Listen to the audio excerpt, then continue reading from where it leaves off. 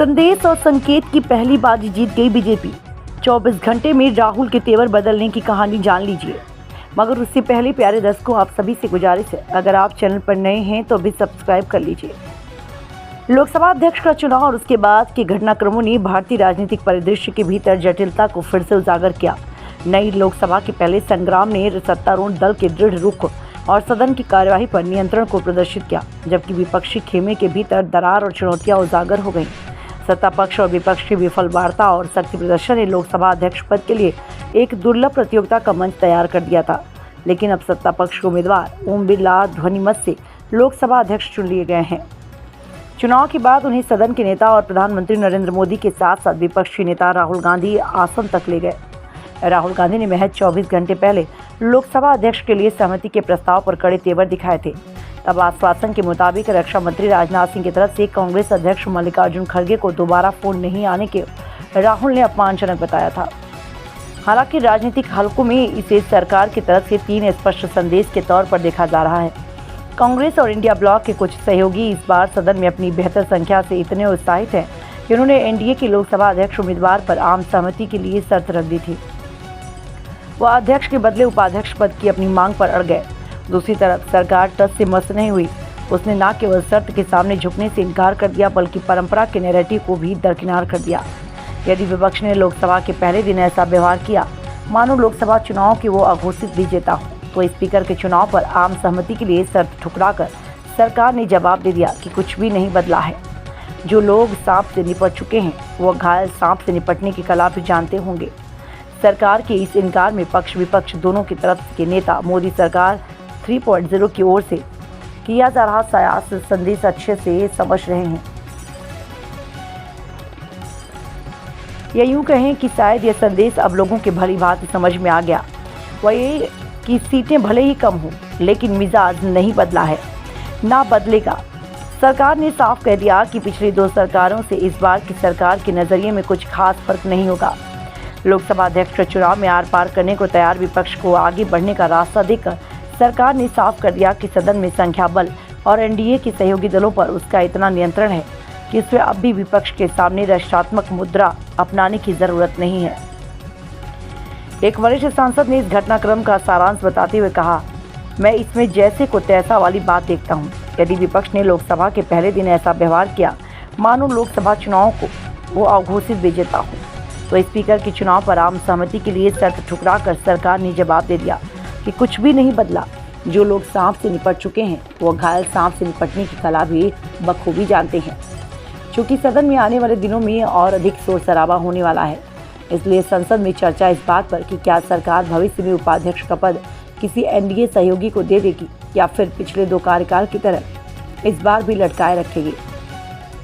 18वीं लोकसभा में सदन में पहली बार हुए चुनाव से इंडिया ब्लॉक में एकजुटता की परीक्षा भी हो रही है। गठबंधन के उम्मीदवार कोडिकुन्नल सुरेश के नामांकन पत्र पर हस्ताक्षर करने से सहयोगी टीएमसी सांसदों ने इनकार कर दिया। टीएमसी ने दूरी बनाने की दलील दी कि कांग्रेस ने आखिरी समय तक ममता बनर्जी के साथ इस मामले पर चर्चा करने की जरूरत नहीं समझी। इससे लोकसभा चुनाव के बाद पहली बार विपक्षी खेमे के भीतर कलह उजागर हुई। तृणमूल के नेता सुदीप बंदोपाध्याय ने कांग्रेस के केसी वेणुगोपाल से बात कर ममता की नाराजगी का इजहार किया, तो राहुल गांधी एक्शन में आ गए। उन्होंने ममता की भतीजे अभिषेक बनर्जी से बात की और फिर डैमेज कंट्रोल की एक सीरीज चली और तृणमूल सुप्रीमो ने पार्टी सांसदों डेरेक ओब्रायन और कल्याण बनर्जी को सदन की रणनीति पर चर्चा करने के लिए मंगलवार रात मल्लिकार्जुन खड़गे के घर पर इंडिया ब्लॉक के नेताओं की बैठक में भेजने पर सहमति जताई।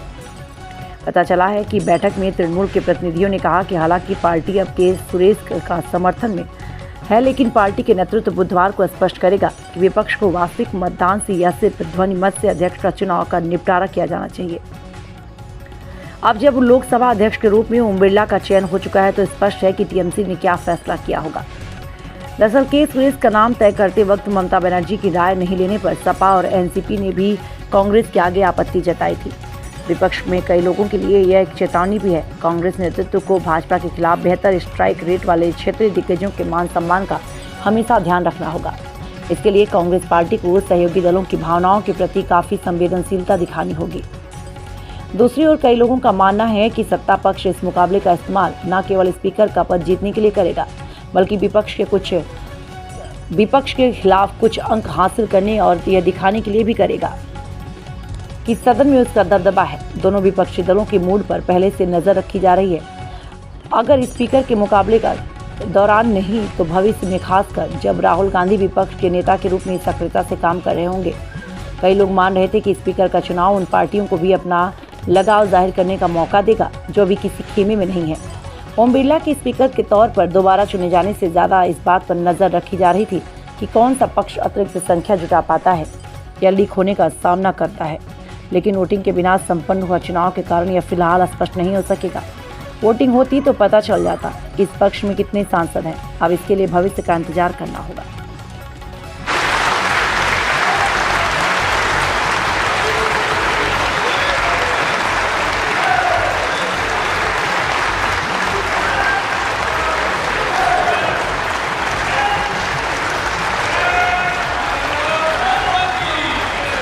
आपके चेयर है, आप संभालें प्लीज।